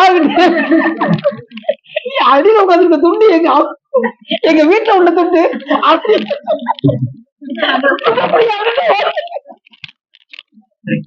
இதுக்காக இவ்வளவுதான்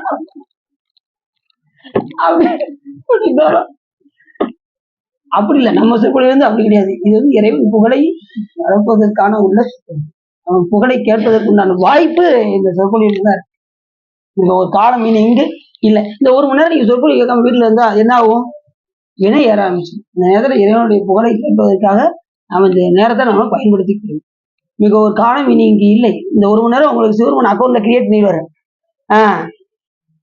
ராசாத்தி சிவா அவர்கள், நாகலட்சுமி சிவா அவர்கள், ஜோதி சிவா அவர்கள், சந்திரா சிவா அவர்கள், வேற யாரும் பேர் விட்டுருச்சா? ராசாத்தி சிவா இருக்கிறார்கள், ஜோதி சிவா இருக்காங்க. இப்படி எல்லாம் நிறைய பேர் இருக்கு. அடியும் வெளியில வந்து போனது நீ வந்து வையக்கூடாது. லட்சுமி சிவா பேரை நீங்க விட்டுட்டீங்க அப்படின்னு அப்படின்னு சொல்லக்கூடாது. இப்படி ஒவ்வொருத்தரும் வெளியில போய் நீ வந்து காட்டிடக்கூடாது. சரி, எல்லாரும் உதாரணத்துக்காக வச்சேன். அதனால மிக ஒரு காலம் இனி இங்கு இல்லை. அதனால நம்ம காலத்தை நாம பயன்படுத்திக் கொள்ள வேண்டும். சரி, அப்படி சூரிய பகவான் வழிபட்டு அவரு அந்த பதவியை அடைந்தார் என்று இந்த இடத்துல பார்க்கிறோம். சூரியன் பரதிக்குளம் என்ற தீர்த்தத்தை உண்டாக்கி அதில் இறைவனுக்கு திருமுழுக்குன்னா என்னது? திருமஞ்சனம் ஆட்டி அது அபிஷேகம் செய்துன்னு அர்த்தம். அரவணாருக்கு அன்பு என்னும் அமுதம் வைத்து அர்ச்சனை செய்தார் என்று கூட நம்ம சேக்கிலா சாமி சொல்லுவார். யாரு? நம்ம வாயிலா நாயனார் மனசுக்குள்ளே கற்பித்துக் கொண்டு சாமிக்கு ஆனந்தம் என்னும் திருமஞ்சனமாட்டி, ஆனந்தத்தையே சாமிக்கு திருமஞ்சனமாட்டி அன்பு என்னும் அமுதம் வைத்தாராம். அன்புனாலே சிவருமனுக்கு அமுதத்தை கொடுத்தாராம். மனசுக்குள்ளேயே எல்லாம் செய்தாராம். அப்ப சாமி அவருக்கு அருள் செய்வாரா? செய்ய மாட்டாராம். அப்படி செய்ததுனால 63 நாயன்மார்ல அவரும் ஒரு நாயன்மாரா சாமி வைத்தார். அப்படி கருத்தைத்து வீடளிக்கும் அந்நீராட்டி கருதாறு ஊர் உரு தேத்தும் சுரர்களுக்கு எல்லாம் ஒளியை தொழுது வரம் பெற்றார். எல்லா உலகங்களுக்கும் ஒளியை தரக்கூடிய ஆற்றலை சூரிய பகவான் பெற்றார் என்று இடத்துல வருது. அடுத்து சந்திர தீர்த்தம். முதல்ல சூரியன் வழிபட்டாரு. அடுத்து வீங்கருள் சீர்தொழில் பரப்பி பைங்குள் புறக்கும் வெண் கதிரோன் தேங்கமல அவிழ்க்கும் சர்வ தீர்த்தம் தென் திசையில் ஆங்கன் அரும் சுவை தெல்லார் அமுதத்து தடம் தொட்டு பாங்கு பெற பிஞ்சகந்தால் அச்சி தேர்த்தி பயன்பெற்றான். அங்க அதுக்கு பக்கத்துல அந்த இதுக்கு பக்கத்துல சூரிய பகவான் வழிபட்டதுக்கு பக்கத்திலே சந்திரனும் வழிபாடு செய்து சந்திர தீர்த்தத்தை உருவாக்கி அவரும் என்ன செஞ்சாராம்? சிவலிங்கம் சாவித்து வழிபாடு செய்தார். கடைசி நலம் ஒன்று செவ்வந்து ஈச்சி சரம் கீழ் ஞாங்கர் 7 லிங்கம். மொத்தம் எத்தனை பேரு? 9 பேர்ல 2 பேர் தனியா இரு பாந்தல் அர்ச்சித்து தருங்கோள் நிலை பெற்றார். வளம் 2 பேரும் மட்டும் தனியா அருள் பெற்றாங்க. இந்த ராகும் கேதுவும் தனியா வழிபாடு செய்தார்கள். மீதி 7 பேரும் தனியா வழிபாடு செஞ்சாங்களாம். அப்படி அவங்களுக்கு அவங்க அர்ச்சித்ததுக்காக சிவபெருமான் என்ன செஞ்சாராம்?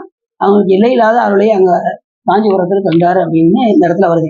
அதாவது நாள் என் செய்யும் வினைதான் என் செய்யும் நம்மை நாடி வந்த கோல் என் செய்யும் கொடுங்கூற்று என் செய்யும் குமரேசன் இரு தாளும் சதங்கையும் சிலம்பும் தண்டையும் அடுத்து சண்முகமும் தோளும் கடம்பும் எனக்கு முன்னே தோன்றினே அப்படின்னு யார் சொல்றா?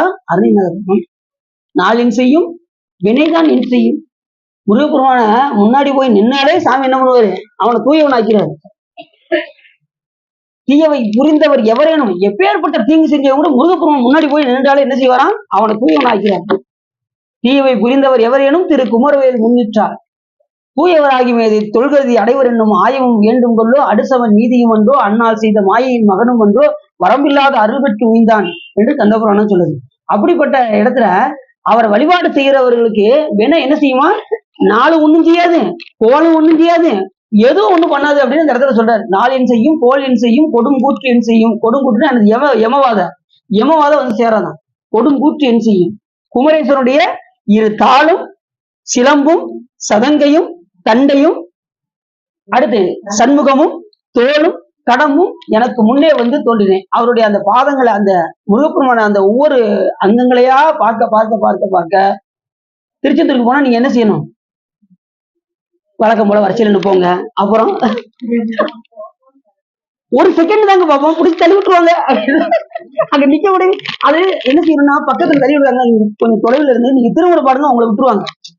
நீங்க பாடுறீங்கன்னா திருப்புகழ் பாடிட்டு இருந்தீங்கன்னு வச்சுக்கோங்களேன், உங்களை பாட விட்டுருவாங்க. நீங்க பாடாம சும்மா இருந்தீங்கன்னா உங்களை பிடிச்சி என்ன செஞ்சுருவாங்க? போட்டும் அப்படின்றாங்க.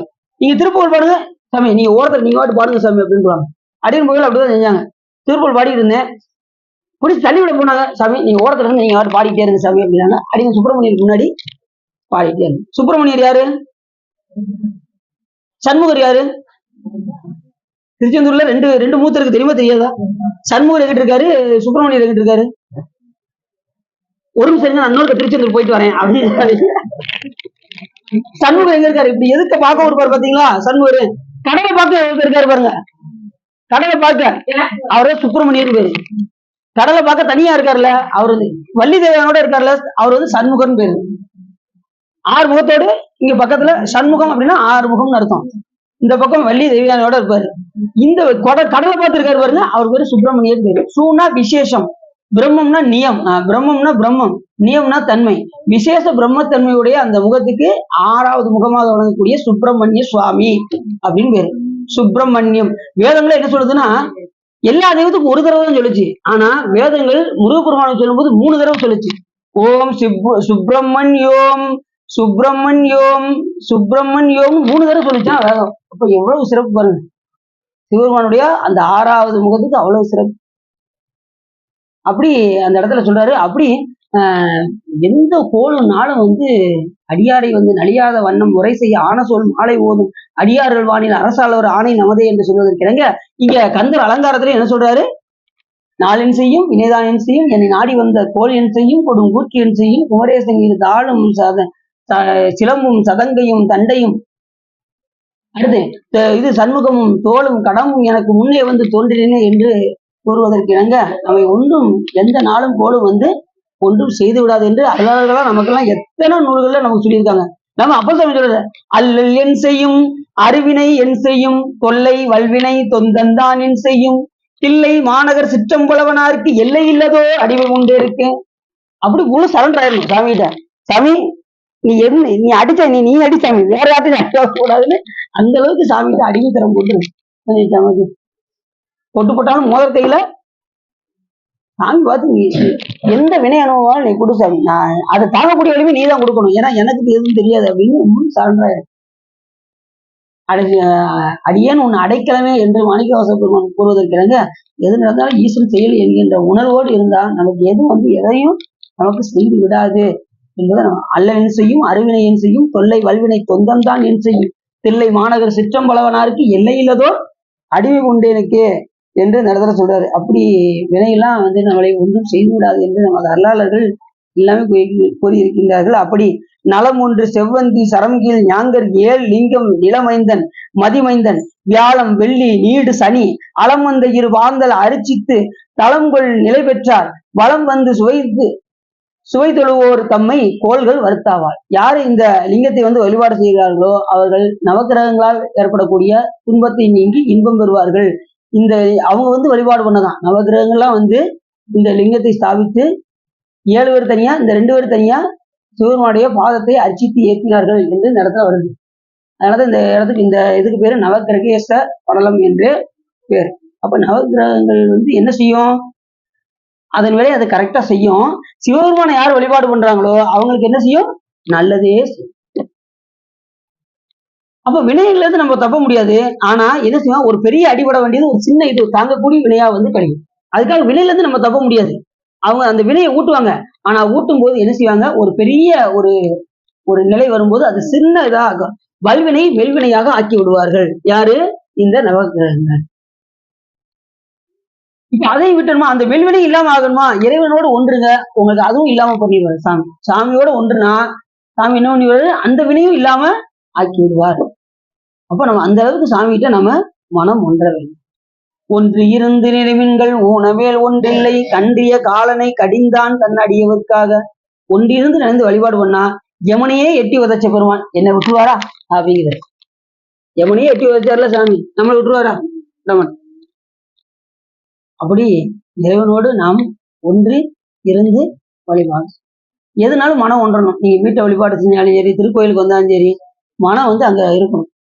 இங்க இருந்துகிட்டே திடீர்னு வீட்டை நினைக்க கூடாது. சிலர் பாத்தீங்கன்னா அன்னைக்கு வேகமா வந்தாங்க, எங்க வைத்தியராசாமி வேகமா வந்தாங்க, இன்னும் இவ்வளவு வேகமா இருக்கீங்க நான் உங்களுக்கு பெற சொல்றேன் அப்படின்னாங்க. அப்படி இல்லை, இருங்க ஒரு நிமிஷம் நானு சாமி மட்டும் கூப்பிட்டு வந்துடுறேன் அப்படின்னு. சரி ஒரு 10 நிமிஷம் கழிச்சு வருவாங்க போனேன். அடுத்த செகண்ட் போனது தெரியல வந்தது தெரியல, உடனே வந்து சிவா இப்ப சொல்றேன் அப்படின்னாங்க. என்ன சார் வழிபாடு பண்ணிட்டு வாங்க அப்படின்னு. இல்ல சார் நான் முடிச்சுட்டு வந்துட்டேன் அப்படின்னாங்க. முடிச்சுட்டு வந்துட்டீங்களா சார்? 8 மணிக்கு ஒருத்தர் வரேன், வீட்டுல கெஸ்ட் வர்றேன்னு சொன்னேன். அதுக்காக இவ்வளவு அவசரமா நான் போய் சாமி கும்பிட்டு வந்தேன் அப்படின்னு. நான் அடின்னு என்ன சொல்றேன், அப்படி அவசரமா நம்ம என்ன செய்ய வேண்டாம். கெஸ்ட்டை வரவ சொல்லி அவங்க வீட்டுல அமர சொல்லி ஒரு சரிங்க இந்த பாத்ரூம் போயிட்டு வரேன், இல்ல வெளியில யாரையாவது ஒரு ஆளை பார்த்துட்டு வந்துடுறேன்னு சொல்லி நீங்க கூட என்ன செய்யலாம், அழகா வந்து திருக்கோயிலுக்கு வந்து வழிபாடு. இது அவங்களுக்கு ரொம்ப அவசரமா நம்ம வந்து வழிபாடு செய்ய வேண்டிய அவசியம் இல்லை. அடியன் முதற்கொண்டு அடியனே என்ன செய்யறேன், வேகமா தான் பண்ணிட்டு இருக்கேன். இருந்தாலும் நாம என்ன செய்யணும், வேகமாக வழிபாடு செய்யக்கூடாது. இந்த இது இருக்காங்க பாருங்க, கர்ப்பமா இருப்பாங்கல்ல, கர்ப்பமா இருக்கிறவங்க எப்படி நடப்பாங்க? அடியனுக்கு இது வருதாது சொல்றேன். ஆமா அது ஒத்துக்கிடணும் இல்ல, இருந்தாலும் அப்படி நிதானமா தான் வழிபாடு செய்யணும். வழிபாட்டுல வந்து வேகம் இருக்கக்கூடாது. அதான் வேகம் கெடுத்தாண்ட வேந்தனடி வெல்க அப்படின்னாரு மாணிக்கவாசகர். அந்த வேகத்தை சிவருமன் தான் கெடுக்கணும், நம்மளாலாம் என்ன செய்ய முடியாது.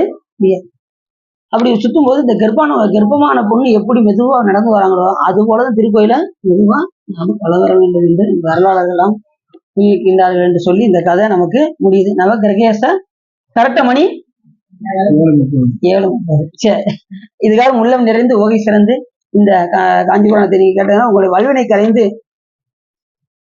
திருவள்ளுவர் உரையும் என்று சொல்லி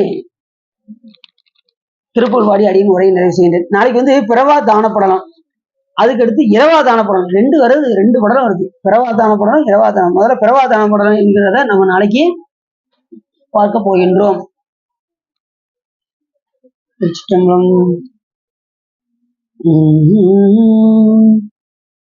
வரியாதரும் கண் மடமாத மகவாசை தொந்த மதுவான இருபோது நைந்து மெலியாது இருத்தாளின் அன்பு தருவாயே பரிபாலனம் செய்தருள்வோனே பரமேசுரந்தன் அருள்வாளா ஐகேசவந்தன் மருகோனே அலைவாயமந்த பெருமாளே இருத்தாளின் அன்பு தருவாயே.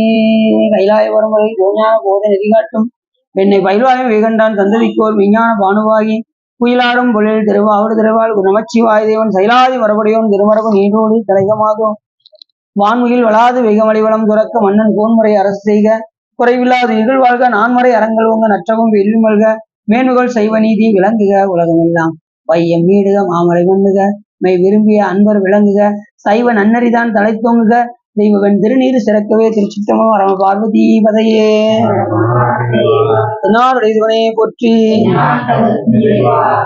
வெற்றிவேல் முருகனுக்கு திருச்சிற்றம்பலம் தில்லையம்பலம் பொன்னம்பலம் அருணாச்சலம்.